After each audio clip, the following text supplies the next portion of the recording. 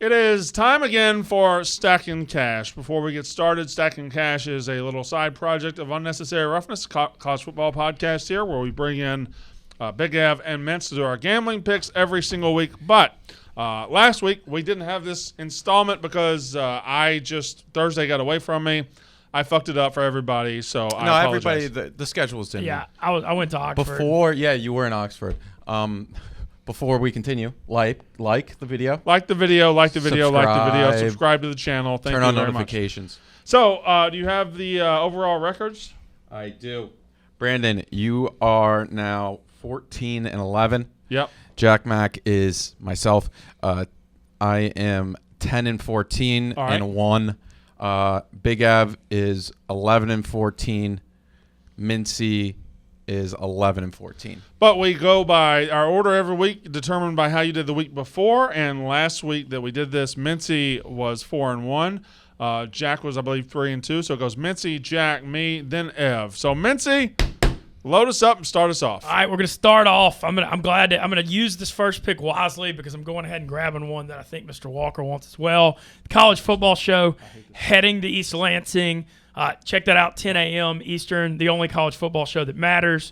I'm taking Michigan State +4. I like the home underdog. They've won 9 out of the last 13 against Michigan. I think this is a coin flip game. Michigan State has home field advantage, and I think they win outright. But I think even if they lose, I think they lose close. So give me the +4.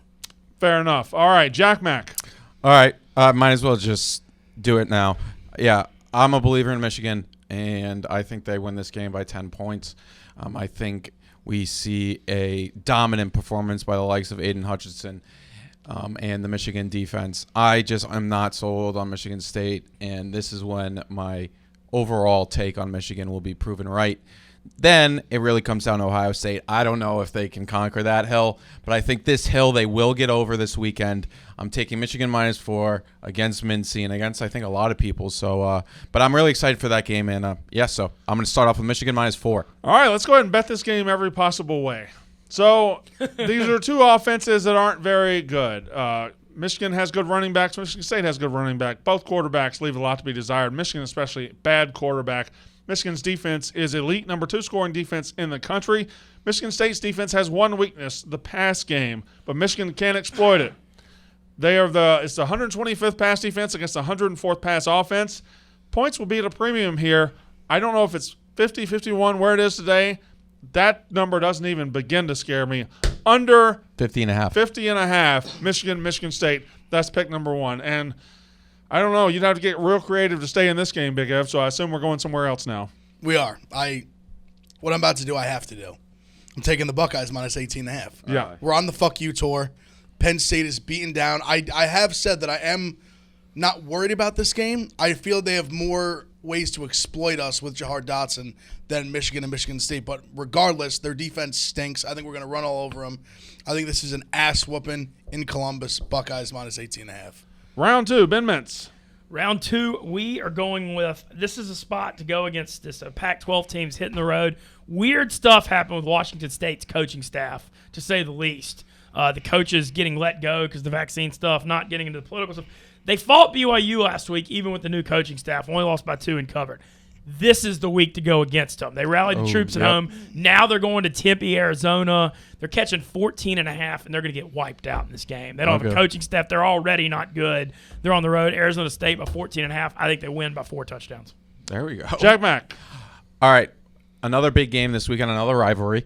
I am not going to go with the under. I'm going to go with the over in the world's largest outdoor cocktail party, going over 50.5 in Georgia, Florida.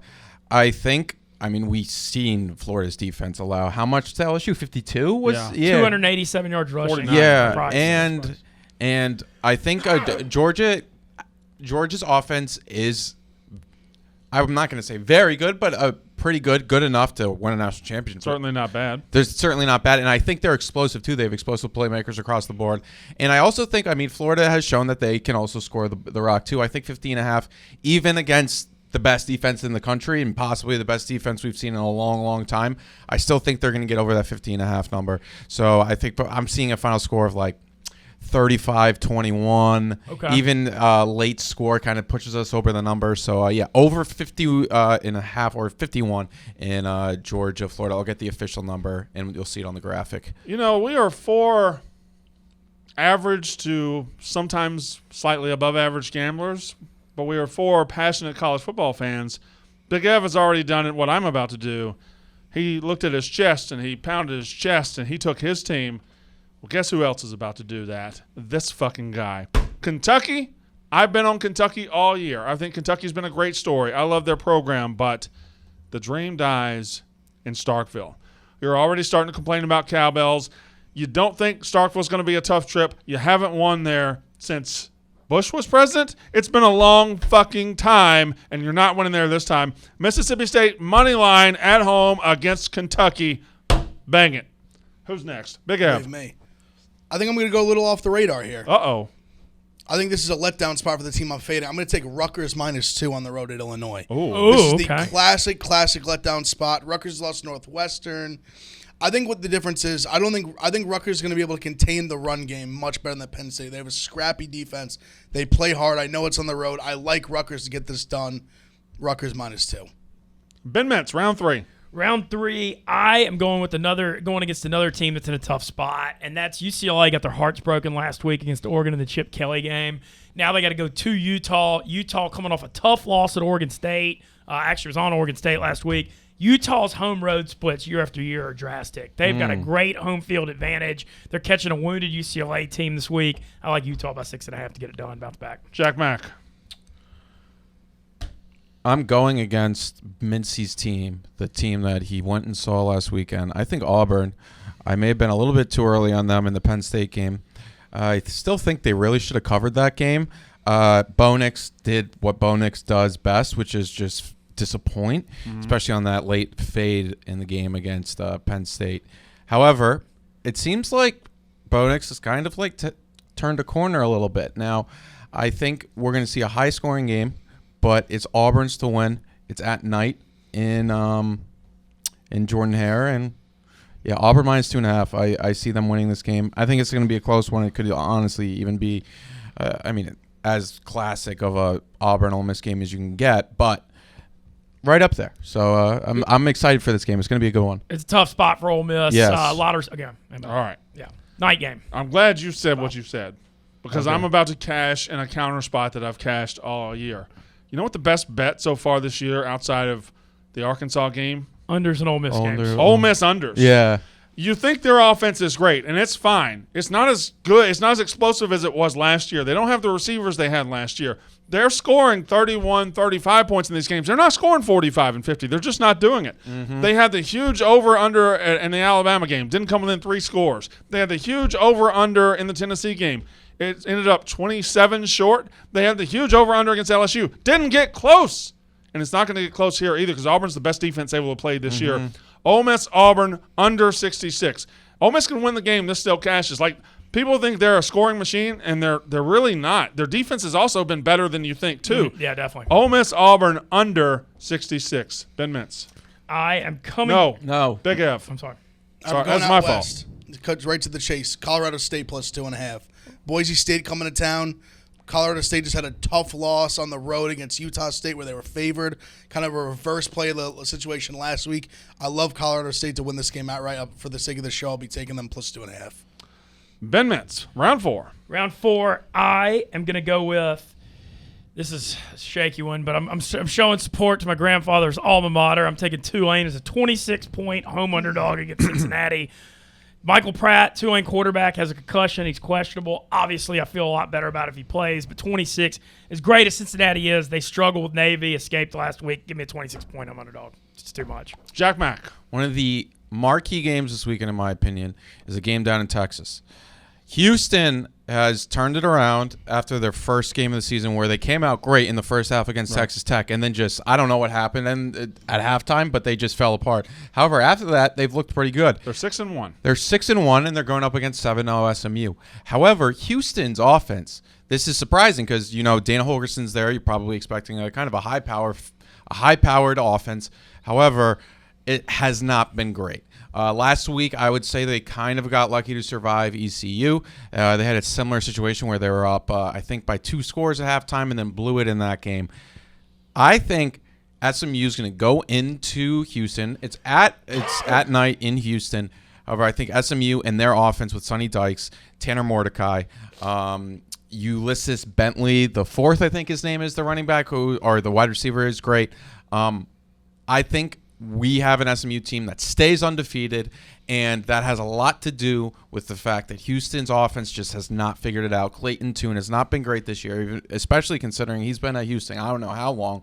So, yes, SMU +1. Might as well just take the money line at that point. So, All right, back to a game that was referenced in the total earlier. Georgia's about to kill Florida. Florida stinks. Florida fucking stinks. They don't know who the quarterback is. Since this game last year, you thought it was a changing of the guard. Kirby Smart hasn't lost. Dan Mullen barely won. Georgia's going to kill Florida. -14, that's all I got to give up. Give it to me. Hammer it. Lay it. Georgia -14 against Florida. Big F. I'm taking the Boilermakers at a bounce-back spot here. Jeff Brom has been great as a dog, catching 7.5 on the run against Nebraska. This is the classic spot where you see little bright spots in Nebraska. They obviously have the bad fumble against Michigan. They lose that game. They should have won. Never count on Nebraska when you think they should do something. They're going to lose. They're going to flop. I would not be shocked at all if they lost this game outright. I love Purdue +7.5 in the bounce back. Ben Metz, round 5. Round 5, I found yet a fourth way to bet on the Michigan State game, and that's the first half under 24.5. I feel the same way Brandon does about the game. It's a rivalry game. The defenses are going to play hard. Neither team's that explosive on offense, so give me the first half under. Just about to give him credit for no first half unders this week. yeah, but that's Just his about thing. to do it. That's his thing. Well, I had my 4-1. I mean, it was like the only good week I had was when I did them. No, yeah. All right, go. They're allowed. Okay, so the Can I tried and just, true. if you pick what I'm about No, to I'm pick, I'm not. going to punch you in the face. No, All right. no, I would doubt Big Av. It may be on Big Av's outlook. I don't think it's on yours. All right. Okay. So the tried and true overs in Western Kentucky games have kind of fallen apart the past 2 weeks. However, Charlotte's a team that when they go up against a good defense, they're like just kind of bad. But we've seen them again in games like against Duke, and there was a Friday night game recently where it was like 42-35. I think Western Kentucky's defense may figure it out a little bit, but not enough to keep Charlotte from scoring. I think they'll get to 28-35 points. But then Western Kentucky, I think, is going to put up possibly a 50-burger on Charlotte this weekend. So Western Kentucky, Charlotte, over 73. That's my final pick. Who was your second pick? Because there was one I was tuned out on. I was looking at Arizona State to kill Washington State. Good. Okay. And that's 14.5? Yeah. I do have my last pick. And frankly, I thought this pick was going to get taken. I think it's the most obvious pick on the board. And Duke is terrible. And Duke's pass defense is really fucking bad. Wake Forest scored 70 points last week in 17 minutes of possession time against Army. I got Wake Forest to go to 8-0 at home, and they got to beat Duke to do it. I don't know if Winston-Salem Stadium can get lit, but if it can, it will be. Wake Forest -16.5 to lay the hammer down on Duke in a spot where they're making history in Winston-Salem, and they're playing a bad team to get it done. I love that spot. Wake Forest -16.5 against Duke. Big F. Close us out. This is weird for me. This is a pick in this situation. People that know me, that gamble with me a lot, this is a pick I would literally never make. Ooh. But just something about this game is telling me to take this team. Brand, I'm taking Kentucky. I always go with the home dog or the home dogs where you don't, like, this line's too small. You think it makes no sense. I don't know what something is in my head, in my heart is just telling me Kentucky's going to win this football game. I'm going to take Kentucky. I hate it because I never, ever, ever take these home sucker picks in these spots, but I don't know. I like Kentucky in this spot. I think they win the game. All right, there are your picks. I didn't write them down, so I can't recap them. But I don't know. We've been doing pretty good so far. Everybody satisfied? Good? Yeah. Confident? Feeling good. I like my 5. Trying to read everybody who they're most.